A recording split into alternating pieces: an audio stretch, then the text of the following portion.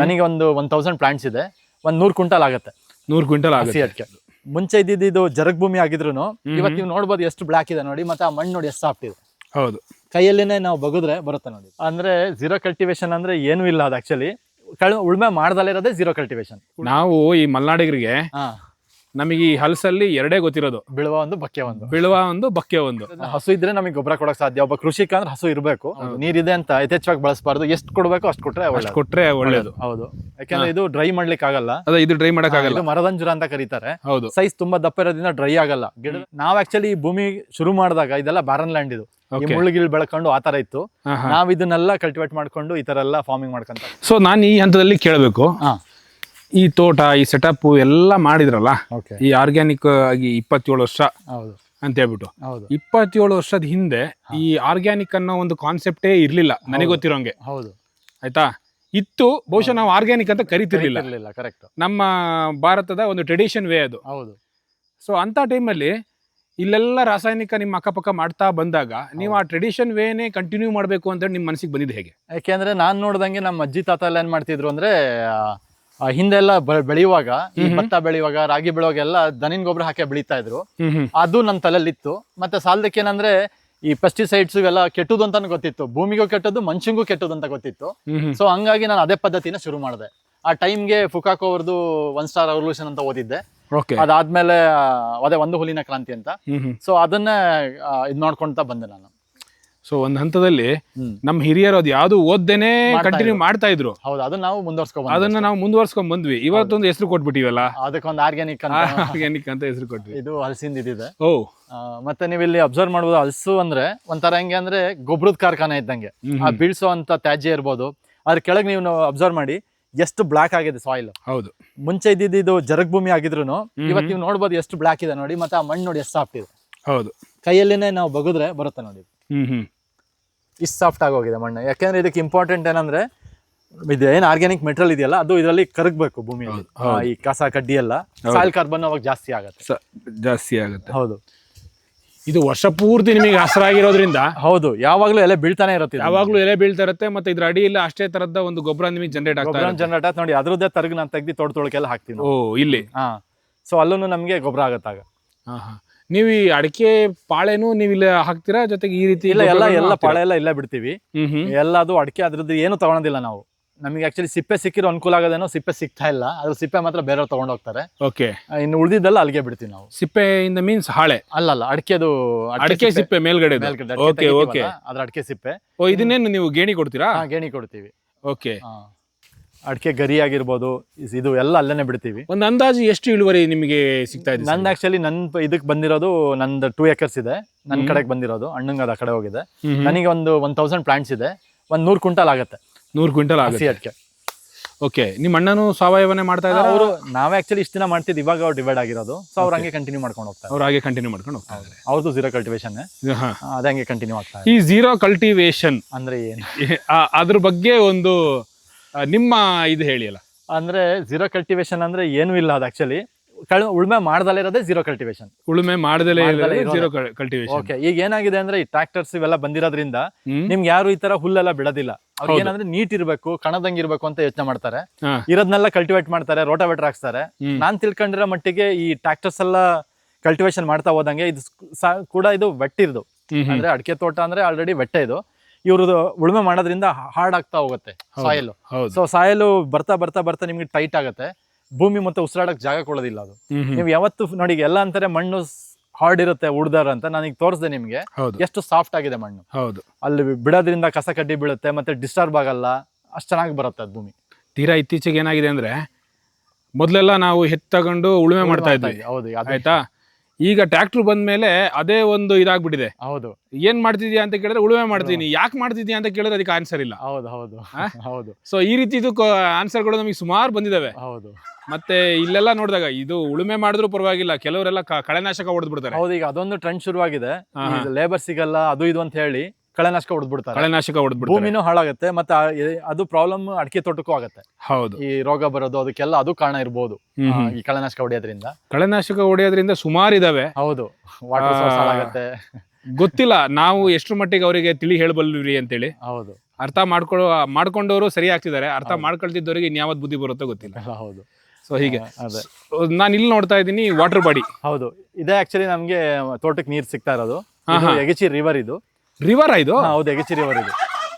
ಇದು back water. ಇಲ್ಲಿ ಹಾಲ್ವಾಗಲು cut ಅಂತಿದೆ, ಅದು ಬ್ಯಾಕ್ ವಾಟರ್. ಇದು ಒಂದ್ ಸಣ್ಣದೊಂದು ಚೆಕ್ ಡ್ಯಾಮ್ ತರ ಕಟ್ಕೊಂಡಿದ್ದಾರೆ, ಅದು ಬ್ಯಾಕ್ ವಾಟರ್. ಇದು ಯಗಚಿ ರಿವರ್ ಅಂದ್ರೆ ಮುಂದೆ ಹೇಮಾವತಿಗೆ ಸೇರುತ್ತೆ. ಹೇಮಾವತಿಗೆ ಸೇರುತ್ತೆ, ಅಲ್ಲಿಂದ ಲೈಫ್ ಇಲ್ಲ ಇದಕ್ಕೆ.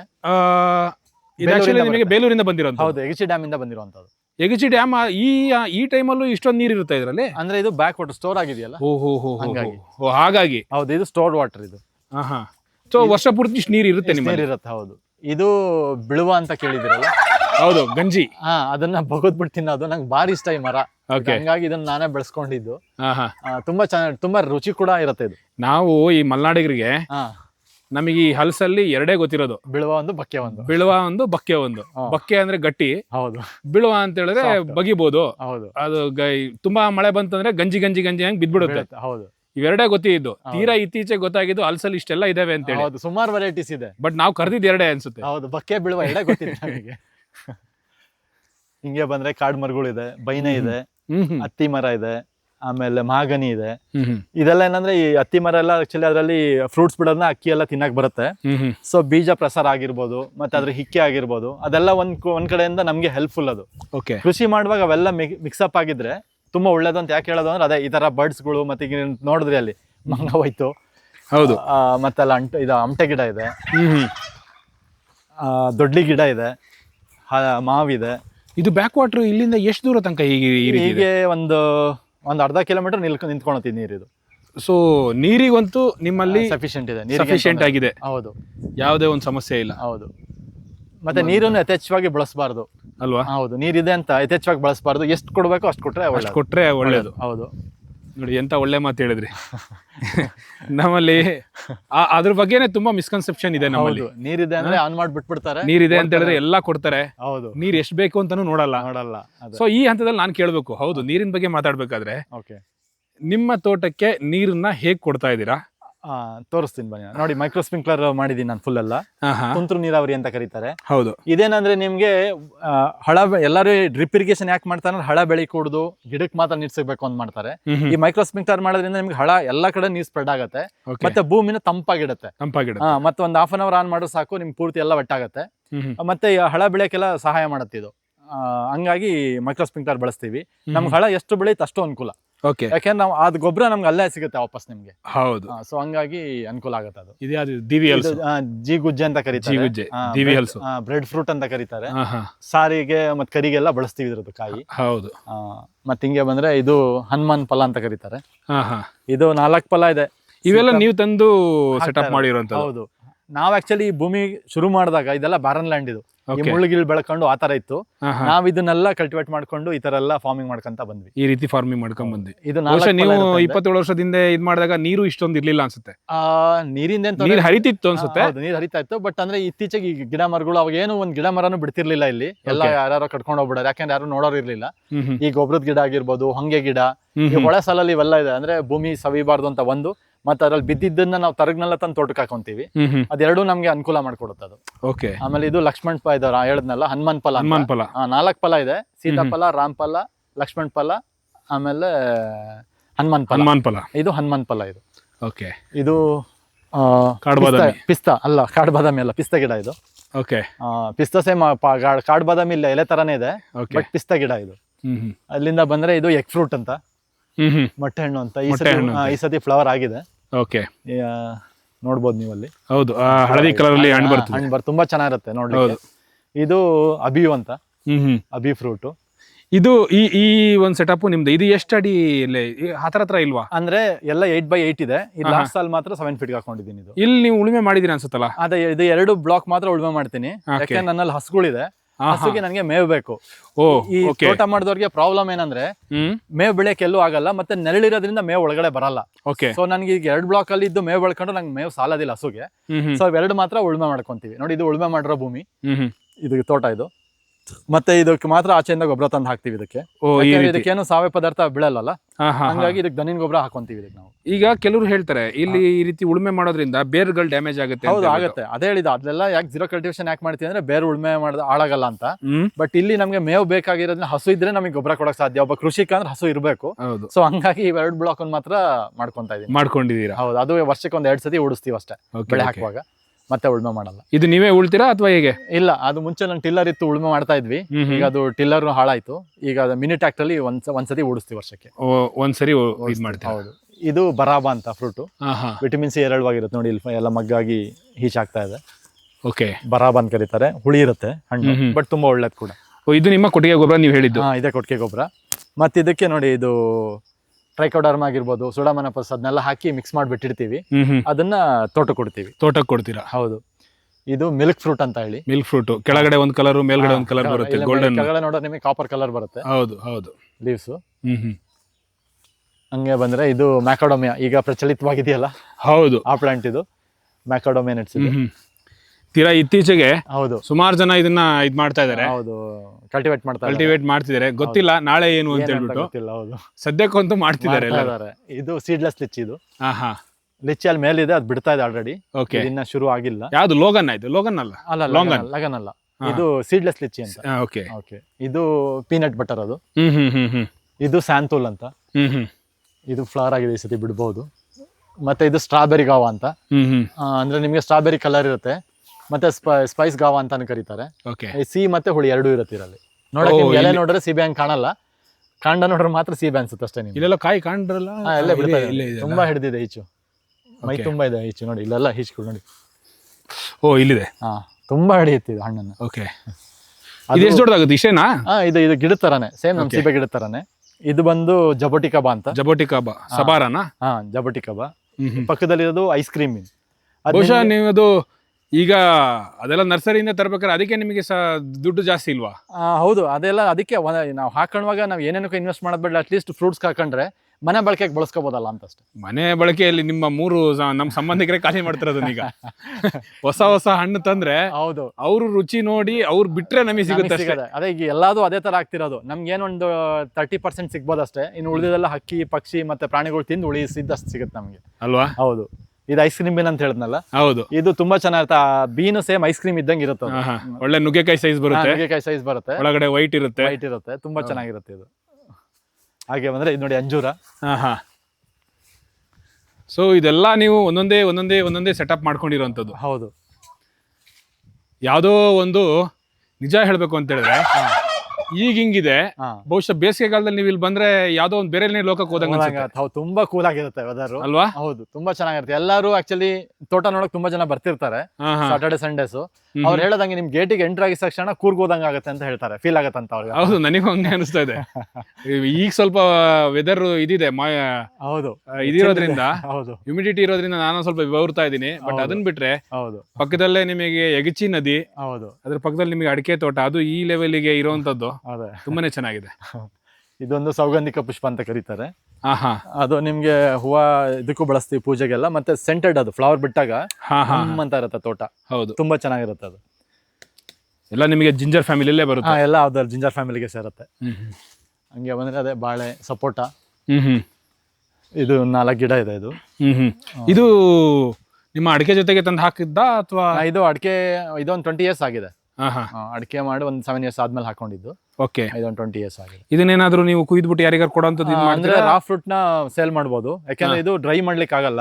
ಇದು ಡ್ರೈ ಮಾಡಕ್ ಆಗಲ್ಲ. ಇದು ಮರದಂಜುರ ಅಂತ ಕರೀತಾರೆ. ಹೌದು, ಸೈಜ್ ತುಂಬಾ ದಪ್ಪ ಇರೋದ್ರಿಂದ ಡ್ರೈ ಆಗಲ್ಲ. ಗಿಡದಂಜುರ ಮಾತ್ರ ಡ್ರೈ ಮಾಡಬಹುದು. ಹೌದು, ಇದು ಡ್ರೈ ಮಾಡ್ಲಿಕ್ಕೆ ಆಗಲ್ಲ. ಸೊ ಇದು ನಂಗೆ ರಾ ಫ್ರೂಟ್ ಮಿಲ್ಕ್ ಶೇಕ್ ಎಲ್ಲ ಮಾಡ್ತೀವಿ, ತುಂಬಾ ಚೆನ್ನಾಗಿರುತ್ತೆ ಇದು. ಹೌದು, ಮತ್ತೆ ರಿಚ್ ಕ್ಯಾಲ್ಸಿಯಂ ಕೂಡ ಇದೆ. ಸಣ್ಣದ್ ಮಾಡ್ಬಿಟ್ಟು ನಿಮ್ಮ ಈ ಟರ್ಕಿಗಳಿಗೆ, ಕೋಳಿಗಳಿಗೆ ಕೊಟ್ರೆ ತುಂಬಾ ಚೆನ್ನಾಗಿ ತಿಂತಾವೆ. ಅವೆಲ್ಲ ಆಕ್ಚುಲಿ ಅವೆಲ್ಲ ತಿಂತಾವೆ, ಹಣ್ಣಾದಾಗ ಕೆಳಗಡೆ ಕುಕ್ಕೊಂಡು ತಿಂತಾವೆ. ಇದು ಫುಲ್ ಅರಶಿನ ಬೆಳ್ಕೊಂಡಿದೀವಿ ಮನೆಗೆ. ಮತ್ತೆ ಪೌಡರ್ ಮಾಡ್ತೀವಿ. ಜಾಸ್ತಿ ಆಗಿದ್ದೆಲ್ಲ ಪೌಡರ್ ಸೇಲ್ ಮಾಡ್ತೀವಿ ನಾವು, ಪೌಡರ್ ಮಾಡಿ. Purely organic. ಅಲ್ಲಿ ಮಾವಕಾಯಿ ಶುಂಠಿ ಇದೆ, ಮತ್ತೆ ಕಸ್ತೂರಿ ಅರಶಿನ ಇದೆ, ಶುಂಠಿ ಕೂಡ ಇದೆ ಅಲ್ಲಿ ಈ ಇದ್ರಲ್ಲಿ. ಮತ್ತೆ ನೀವು ತೆಂಗನ್ನ ನೋಡ್ಬೋದು, ತೆಂಗಿನ ಸಾಲು. ಹೌದು, ಎಲ್ಲ ಬೌಂಡ್ರಿಗೆ ಬಾರ್ಡರ್ಸ್ ಹಾಕೊಂಡಿದೀನಿ. ಅಡಿಕೆ ತೋಟದೊಳಗೆ ಎಲ್ಲೂ ಸೇರಿಸಿಲ್ಲ, ಸುತ್ತ ಬಾರ್ಡರ್ಸ್ ಹಾಕೊಂಡಿದೀನಿ. ಸೊ ನಾನಿಲ್ಲಿ ಕೇಳುವಂತದ್ದು, ಇಲ್ಲಿ ಯಾವಾಗ ಉಳುಮೆದು ಮಾತಾಡಿದ್ವಲ್ಲ, ಹೌದು ಇಲ್ಲಿ ನಿಮಗೆ ಮನೆಗೆ ಬೇಕಾದಂತ ತರಕಾರಿಗಳನ್ನು ಕೂಡ ನೀವು ಇಲ್ಲೇ ಬೆಳ್ಕೊಳ್ತೀರಾ? ಬೆಳ್ಕೊಂತೀವಿ. ಮತ್ತೆ ಅದು ತೋಟದಲ್ಲೂ ಇದೆ. ಈ ತೋಟದಲ್ಲೂ ಗೆಡ್ಡೆಗಳು, ಕೆಸುವಿನ ಗೆಡ್ಡೆ ಆಗಿರ್ಬೋದು, ಕೆಸುವಿನ ಹಾ ಸೊಪ್ಪು, ಹೌದು, ಮತ್ತೆ ಇನ್ ಬೇರೆ ಬೇರೆ ತರಕಾರಿಗಳೆಲ್ಲ ಇದ್ರಲ್ಲೇ ಬೆಳುತ್ತೆ. ಬಳ್ಳಿ ತರಕಾರಿ ಬಳ್ಳಿ ತರಕಾರಿಗಳೆಲ್ಲ ಅಲ್ಲೇ ಇದು ಬರುತ್ತೆ. ತೋಟದಲ್ಲೇ ಬರುತ್ತೆ. ಸೊ ಈಗ ನೀವು ಹೊರಗಡೆಯಿಂದ ತರ್ತಿರುವಂತದ್ದು ಏನೇನು? ತರಕಾರಿ ಹೊರಗಡೆಯಿಂದ ತರ್ತೀವಿ. ತರಕಾರಿ ಅಂತಲ್ಲ, ಹಾ, ಮನೆ ಬಳಕೆಗೆ ವಸ್ತುಗಳು, ಕೃಷಿ ವಸ್ತುಗಳು ಅಂದ್ರೆ ಆಹಾರ ವಸ್ತುಗಳು ಏನಾದ್ರು ತಿಳ್ಕೊಬಹುದು. ಅಂದ್ರೆ ಬೆಲ್ಲ ನಮ್ಮಲ್ಲಿ ಸಿಗಲ್ಲ, ಅದು ಆರ್ಗ್ಯಾನಿಕ್ ಬೆಲ್ಲ ಆಚೆಯಿಂದ ನಮ್ ತರ ರೈತರನ್ನ ನೋಡಿದೀವಿ, ಅಂತ ಕಡೆ ತರ್ಸ್ಕೊಂತೀವಿ. ಇನ್ನ ಕುಸ್ಬೆ ಎಣ್ಣೆ ಬಳಸ್ತೀವಿ. ಇನ್ ತೆಂಗಿನಕಾಯಿನ ನಮ್ಮಲ್ಲೇ ಬಳಸ್ತೀವಿ, ನಮ್ದೇ ತೋಟದಲ್ಲಿ ತೆಗಿಯುವಂತ ತೆಂಗಿನಕಾಯಿನ ಬಳಸ್ತೀವಿ. ಇನ್ನು ಆಲ್ಮೋಸ್ಟ್ ಎಲ್ಲ ನಮ್ದ್ರಲ್ಲೇ ಸಿಗುತ್ತೆ. ಇನ್ನು ಆಲ್ಮೋಸ್ಟ್ ಎಲ್ಲ ಈ ಅಕ್ಕಿ ಇಂಥದ್ದೆಲ್ಲ ತರಿಸ್ತೀರಾ? ಹೌದು, ಅಕ್ಕಿನೂ ರಾಜಮುಡಿ ರೆಡ್ ರೈಸ್ ಅಂತ ಬರುತ್ತೆ, ಅದನ್ನು ಬೇರೆ ಕಡೆಯಿಂದ ತರಿಸ್ತೀವಿ. ಮುಂಚೆ ನಾವೇ ಬೆಳೀತಾ ಇದ್ವಿ, ಈಗ ಅಲ್ಲಿ ಬೆಳೆಯಕ್ ನಮ್ಗೆ ಜನ ಸಿಗ್ತಾ ಇಲ್ಲ, ಸೊ ಹಂಗಾಗಿ ಅದನ್ನ ಆಚೆಯಿಂದ ತರಿಸ್ತೀವಿ. ಈ ತೋಟ ಹಂಗಂದ್ರೆ ಈ ತೋಟದ ಉತ್ಪನ್ನಗಳಲ್ಲಿ ಮೇಜರ್ ಕ್ರಾಪ್ ಅಡಿಕೆ ಮತ್ತೆ ತೆಂಗು ಆಗಿರೋದ್ರಿಂದ, ಅಡಿಕೆ ತೆಂಗು ಮತ್ತೆ ಏಲಕ್ಕಿ ಆಗಿರೋದ್ರಿಂದ, ಹೌದು, ಮತ್ತೆ ಬಾಳೆ ಅನ್ಸುತ್ತೆ. ಬಾಳೆನ್ನು ನಿಮಗೆ ಒಂಥರ ಉಪ ಬೆಳೆದು ಒಂದು ಸ್ವಲ್ಪ ಜಾಸ್ತಿನೇ ಇದೆ. ಒಂದ್ ಪಾಲ್. ಸೊ ಅದೆಲ್ಲ ನಿಮಗೆ ಮಾರ್ಕೆಟಿಗೆ ಹೋಗುತ್ತೆ ಆಲ್ಮೋಸ್ಟ್. ಹೌದು, ಇಲ್ಲಿ ಉಳಿಯುವಂಥದ್ದು ಬೇರೆ ಇನ್ಯಾವ್ದಿದೆ ಅದು ಮನೆ ಮಟ್ಟಿಗೆ ನೀವು ಬೆಳ್ಕೊಳ್ತೀರಾ? ಹೌದು, ಇನ್ನೆಲ್ಲ ಮನೆ ಮಟ್ಟಿಗೆ ಆಗತ್ತೆ. ಹಣ್ಣಿನ ಗಿಡಗಳು ಒಂದು 60-70 ಜಾತಿ ಇದೆ, ಸೊ ಅದೆಲ್ಲ ಮನೆ ಬಳಕೆಗೆ ಆಗತ್ತೆ. ಮನೆ ಬಳಕೆಗೆ ಆಗುತ್ತೆ. ಹೌದು, ಜೊತೆ ಕೋಳಿಗಳಿದಾವೆ. ಹೌದು, ಹಸುಗಳು ನಿಮಗೆ ಹಾಲಿಗೆ ಇದಕ್ಕೆ ಆಗುತ್ತೆ. ಹೌದು. ಓಕೆ, ಹೀಗೆ ಒಂಥರ ಸಸ್ಟೈನೇಬಲ್ ಲೈಫು. ಈಗ ನಾನು ನಿಮಗೆ ಹೀಗೆ ಕೇಳೋದು, ಓಕೆ, ಈ ರೀತಿ ಒಂದು ಜೀವನ ನಡೆಸಬೇಕು ಅಂದ್ರೆ ಹೌದು, ಒಬ್ಬ ಕೃಷಿಕನಿಗೆ ಒಂದು ಎಷ್ಟು ಕೃಷಿ ಭೂಮಿ ಬೇಕು? 3 ಎಕರೆ ಸಾಕು. 3 ಎಕರೆ ಸಾಕು. 3 ಎಕರೆ ಸಫಿಶಿಯಂಟ್. ಒಬ್ಬೊಂದು ಫ್ಯಾಮಿಲಿ ಆರಾಮಾಗಿ ಜೀವನ ಮಾಡ್ಬೋದು. ಒಂದು ಫ್ಯಾಮಿಲಿ ಆರಾಮಾಗಿ 3 ಎಕರೆಲಿ. ಹೌದು, ಅಂದ್ರೆ ಒಂದು ಫ್ಯಾಮಿಲಿ 4 ಜನ ಅಂತ ತಿಳ್ಕೊಳ್ತೀರಾ? ಹೌದು, 4 ಜನ. 4 ಜನ, ಹೌದು. ಅವ್ರು ಏನಾದ್ರು ಬೆಳ್ಕೊಳ್ಳಿ. ಹೌದು. ಈ ತರ ಅಂದ್ರೆ ಏನಾದ್ರು ಬೆಳ್ಕೊಂಡ್ರೆ, ಈಗ ನಾವು ಸುಮ್ನೆ ಏನಂದ್ರೆ ಬೇರೆದ್ರಲ್ಲಿ ಪ್ರಾಕ್ಟೀಸ್ ಮಾಡಿ ಈಗ ಇನ್ಆರ್ಗ್ಯಾನಿಕಲ್ ಮಾಡ್ಕೊಂಡು ಎಲ್ಲ ಮಾಡ್ಕೊಂಡ್ರೆ, ನಾವು ಡ್ರೈ ಲ್ಯಾಂಡ್ ಎಲ್ಲ ಮಾಡ್ತಿದ್ರೆ, ಈ ತರ ತೋಟ ಮಾಡ್ಕೊಂಡು ಎಲ್ಲಾದ್ರೂ ಸಿಗ್ಬೇಕು, ಆಹಾರ ಸಿಗ್ಬೇಕು. ಅದ್ರಲ್ಲೇನೆ ನಿಮಗೆ ದಿನ ಬಳಕೆಗೆ ಸಿಗುವಂತ ತರಕಾರಿಗಳಾಗಿರ್ಬೋದು ಎಲ್ಲ ಇದ್ರಲ್ಲೇ ಸಿಕ್ಕರೆ ಅನುಕೂಲನೇ ನಿಮ್ಗೆ. ಎಲ್ಲ ಅನುಕೂಲ. ಹೌದು, ಸೂಪರ್. ಇದು ನೋಡಿ, ಇಲ್ಲಿ ನೋಡ್ತೀರಾ, ಇದು ತೆಗದ್ ಗಿಡ. ಸಾಲಿ ಹಾಕಿರೋಂತ 27 ವರ್ಷ ಆಯ್ತು ಹಾಕಿ. ಈಗ ಆರಾಮಾಗಿ ಒಳ್ಳೆ ದುಡ್ಡಿಗೆ ಹೋಗುತ್ತಿದ್ದು. ಹೆಂಗೆ ಅಂದ್ರೆ ಬ್ಯಾಂಕ್ ಅಲ್ಲಿ ಡೆಪಾಸಿಟ್ ಹಾಕಿ ನಾನು ₹100 ಗಿಡಕ್ಕೆ ಇನ್ವೆಸ್ಟ್ ಮಾಡಿದ್ದೆ. ಇವತ್ತು ಅದ್ರದ್ದು ಏನು ಒಂದು 20-25 ಸಾವಿರ 30 ಸಾವಿರ ತನಕ ಹೋಗ್ಬೋದು, ಕೆಲವು 50 ಸಾವಿರ ಹೋಗೋದು ಉಂಟು. ತೆಗೆದ ಮರಗಳು ಯಾವ ಇದ್ರಲ್ಲೂ ಅಷ್ಟು ನಿಮ್ಗೆ ಕೊಡೋದಿಲ್ಲ. ಎಷ್ಟು ಮರಗಳಿದಾವೆ? ಇದು ನಂದು 50 ಮರ ಇದೆ.